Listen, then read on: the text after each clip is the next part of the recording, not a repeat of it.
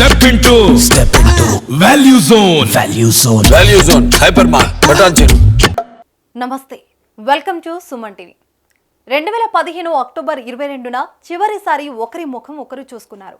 ఒకరితో ఒకరు ఆప్యాయంగా పలకరించుకున్నారు. ఆ తర్వాత ఇప్పుడే యశోద ఆసుపత్రిలో మళ్ళీ కలుసుకున్నారు. కాలికి గాయంతో కేసీఆర్ మంచం మీద ఉన్నారు. ఆయన్ని పరామర్శించడానికి ఆసుపత్రికి వెళ్లారు చంద్రబాబు. నిజానికి తెలంగాణ ఉద్యమం తర్వాత ప్రత్యేక రాష్ట్రం ఏర్పడిన తర్వాత ఇద్దరి మధ్య గ్యాప్ ఎవరో పూడ్చలేనంతగా పెరిగింది. చంద్రబాబుపై కేసీఆర్ డైలాగులు, కేసీఆర్ పై చంద్రబాబు డైలాగులు, ఇద్దరి మధ్య పెద్ద వారు జరిగింది. కానీ రాజకీయాలు రాజకీయాలే, స్నేహాలు స్నేహాలే అని మరోసారి యశోద ఆసుపత్రి కలియ ద్వారా తేలిపోయింది.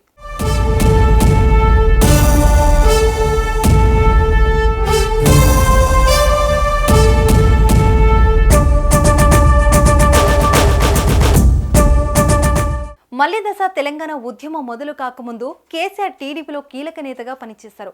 ఎన్టీఆర్కు అత్యంత అనుగుడిగా ఉన్నారు. అందుకే తన కొడుకు పేరు తారక రామారావు అని పేరు పెట్టుకున్నారు. ఆయనే మన కేటీఆర్. ఆ తర్వాత చంద్రబాబు ప్రభుత్వంలో కూడా పనిచేశారు. టీడీపీ పార్టీ బలోపేతానికి వ్యూహకర్తగా పనిచేసిన కేసీఆర్ ఆ తర్వాత చంద్రబాబుతో విడిపోయి తెలంగాణ కూటమిని మొదలుపెట్టారు. టీఆర్ఎస్ పార్టీ ఆవిర్భావంతో కేసీఆర్ జర్నీ మారిపోయింది. తెలంగాణ రాష్ట్ర ఏర్పాటు, తెలంగాణ రాష్ట్రానికి తొలి ముఖ్యమంత్రిగా బాధ్యతలు ఇలా కేసీఆర్ ఉన్నత స్థాయికి చేరుకున్నాయి. ఇదే సమయంలో చంద్రబాబు కూడా సీఎం అవటం, ఆంధ్ర ప్రాంతంతో పాటు తెలంగాణలోనూ టీడీపీ కార్యకలాపాలు కొనసాగించడంతో ఇద్దరి మధ్య వైరం తీవ్ర స్థాయిలోనే జరిగింది.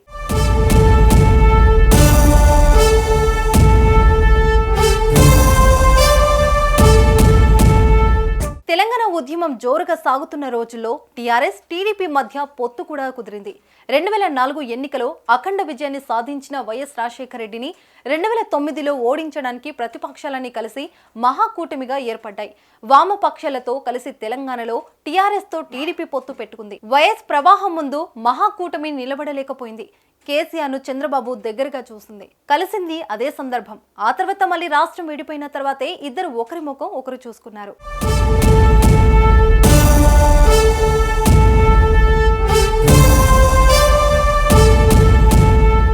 2015 అక్టోబర్ 22వ తేదీ మళ్ళీ చంద్రబాబు కేసీఆర్ను కలిపింది. ఈ తేదీకి ఒక ప్రత్యేకత ఉంది. ఏంటి అంటే ఆంధ్ర రాజధాని అమరావతికి పునాది రాయి వేసిన రోజు. అదే రోజు అప్పటి ఇప్పటి ప్రధాని నరేంద్ర మోదీ కూడా అమరావతికి మట్టి, గంగాజలం తీసుకుని వచ్చారు.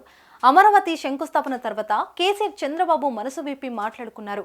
ఆ సమయంలో నేటి తెలంగాణ సీఎం రేవంత్ రెడ్డి కూడా టీడీపీలోనే ఉన్నారు. అసెంబ్లీలో విపక్ష నేతగా టీఆర్ఎస్ ప్రభుత్వంపై పోరాడారు. ఆ తర్వాత చంద్రబాబు కేసీఆర్ కలుసుకుంది ఇప్పుడే అని తెలుస్తుంది. యశోద ఆసుపత్రిలోనే ఇద్దరు నేరుగా ఒకరినొకరు పలకరించుకున్నారు.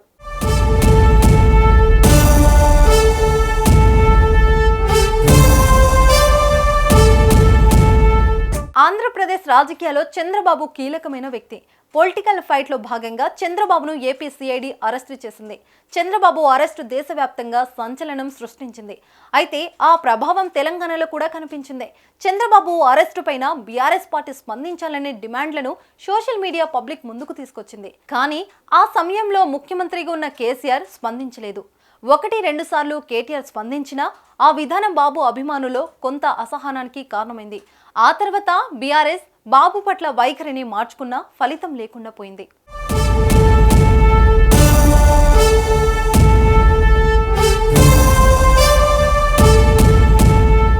చంద్రబాబు అరెస్టుపై కేసీఆర్ స్పందించారా లేదా అన్నది పక్కన పెడితే చంద్రబాబు మాత్రం కేసీఆర్ ఆరోగ్యం పైన స్పందించారు. ఆసుపత్రికి వెళ్లి మరీ పరామర్శించారు. ఈ పరిణామం అటు బీఆర్ఎస్ వర్గాల్లో ఇటు టీడీపీ వర్గాల్లో సంతోషాన్ని కలిగించింది.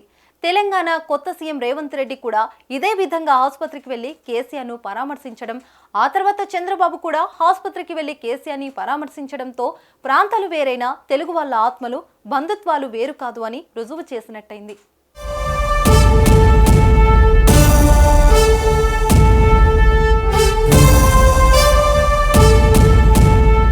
మొత్తంగా తెలంగాణలో కాంగ్రెస్ విజయం తర్వాత తెలుగు రాష్ట్రాల రాజకీయ ముఖ చిత్రం మారుతుందనే చర్చ జనాల్లో ఎప్పటి నుంచో ఉంది.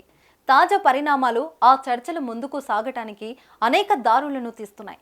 నిజానికి ఆంధ్ర సీఎం జగన్ కు మెంటర్గా ఉన్నారు కేసీఆర్. జగన్ కూడా త్వరలో కేసీఆర్ను పరామర్శిస్తారనే ప్రచారం ఉంది. ఈ నేపథ్యంలో వచ్చే ఎన్నికలో ఏం జరుగుతుంది, ఈ పొలిటికల్ ఈక్వేషన్స్ ఎలా మారుతున్నాయనేది నిజంగా ఆసక్తిని రేకెత్తిస్తున్నాయి.